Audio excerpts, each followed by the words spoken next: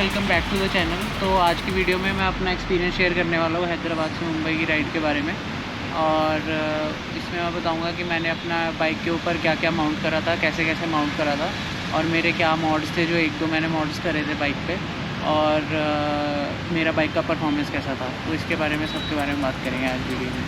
तो let's dive right in then guys. अगर route की बात करें तो रूट जो मैंने लिया था वो मेरा ये रूट था कि यहाँ से पहले ज़हीराबाद से सोलापुर से पुणे, और पुणे से फिर मुंबई लोनावला के थ्रू पुराना मुंबई और पुणे हाईवे लेके। जो मेरे स्टॉप्स थे वो मेजरली दो ही स्टॉप्स थे। एक था पंजाबी धामी करके एक नाम का होटल ढाबा टाइप है, जो कि हैदराबाद से अराउंड 206 किलोमीटर्स पे था, जो मेरा पहला स्टॉप था, और सोलापुर से कुछ 87 किलोमीटर्स पहले था। और उसके बाद फिर जो नेक्स्ट स्टॉप लिया था वो मैंने कुछ 317 किलोमीटर इनटू द राइड लिया था, जो कि मैकडॉनल्ड्स था outside of the city of the Pune. और फिर उसके बाद तो फिर 145 किलोमीटर कुछ बच गया था मुंबई। तो फिर एनीवेज़ क्विकली फिर मैंने वहाँ से डिसीजन लिया कि अभी ज़्यादा देर नहीं रुक सकते, क्योंकि अगर ज़्यादा देर रुक गए तो एक तो रात पड़ जाएगी मेरे को पहुँचते पहुँचते, दूसरा मेरे को पुणे में बहुत ट्रैफिक मिलता।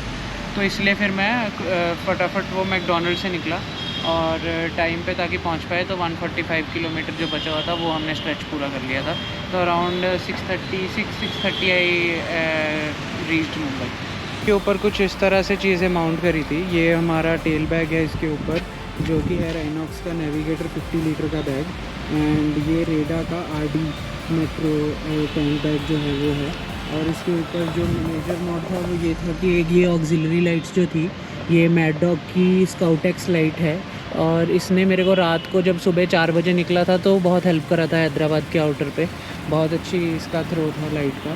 एंड सेकेंडली मैंने बाइक के अंदर ये एक लिफ्ट टॉप का चार्जर भी लगवाया था, वो भी 3 चार्जर। इसमें टाइप C और नॉर्मल USB दोनों हैं। और मेजरली इसका यूज़ ज़्यादा हुआ नहीं था, बिकॉज टैंक बैग के अंदर मैं अपना पावर बैंक कैरी कर रहा था, जिसके अंदर मेरे और केबल्स, एयरपॉड्स, सैनिटाइज़र, चॉकलेट्स और ऐसी चीज़ें थी, एनर्जी बार्स एंड ऑल।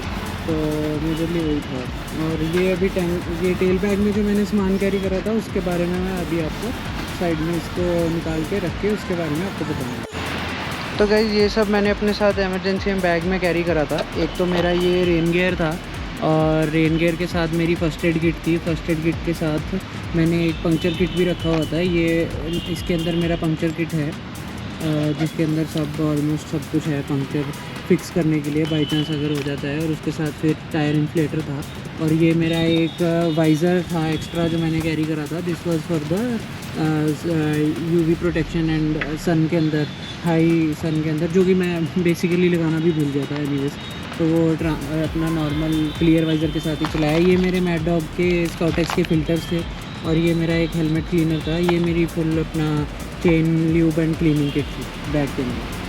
अब हम बात करते हैं हमारे को जो चैलेंज जो हमने फेस करे थे वाइल राइडिंग, एंड उसमें मेजर चैलेंज तो मेरा यही था। एक तो जो रोड था वो जब कर्नाटका आप क्रॉस कर लेते हो और महाराष्ट्र में एंटर करते हो तो वो रोड बहुत ख़राब हो जाता है।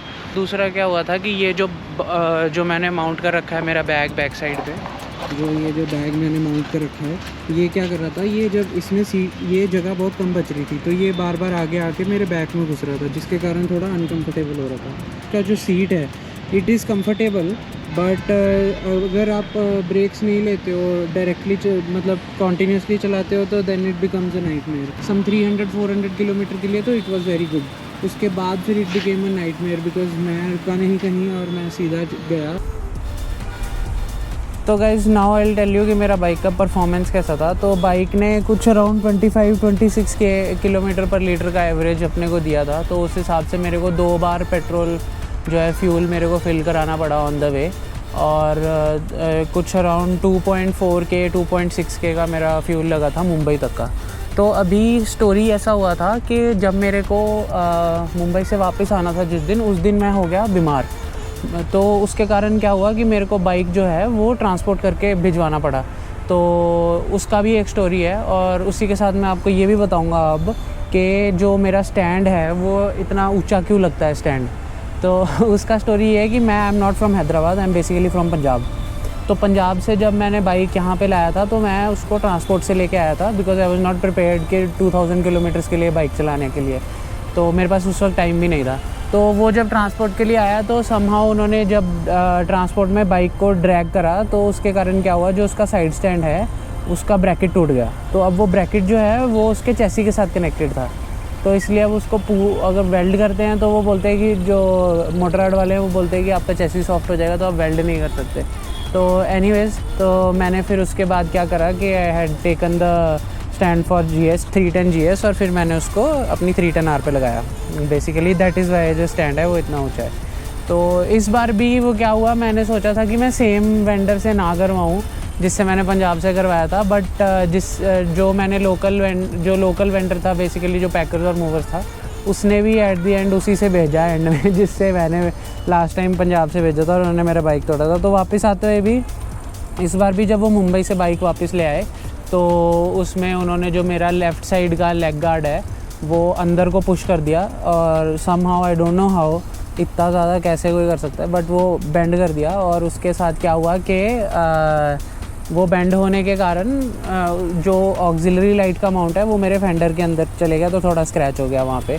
दूसरा मेरा क्लच का जो लीवर था वो भी थोड़ा सा बेंड हुआ था, तो और जो मेरा गियर शिफ्टर था वो तो टोटली बेंट टूवर्ड्स इनसाइड, तो उसके कारण वो भी था। तो वो फिर मैंने सब ठीक करवाया। मैं चाहता हूँ कि मतलब मेरा मेजरली क्या कॉन्सेप्ट रहेगा चैनल को लेके, तो एक तो वीकेंड के ऊपर जो भी मोस्टली मैं ट्राई करूँगा हर वीकेंड पे कोई ना कोई वीडियो डालने का, अगर बड़ी नहीं तो कोई छोटी या कुछ ऐसा। और जो मेजर राइड्स रहेंगी वो ऐसे मंथ में कभी एक बार या 2 बार या आफ्टर 2 मंथ्स और 3 months I put up a major ride जो बड़ी रहेगी कोई ना कोई। दूसरा ये था कि दिसंबर में I am planning something big, तो उसके लिए भी आई एम एक्साइटेड। तो उसके लिए you guys need to stay tune to the channel and I guess that's it and we should wrap up the video. तो guys thank you very much video देखने के लिए, और do like the video, share with your friends, and please subscribe to the channel, and see you guys on in the next video then.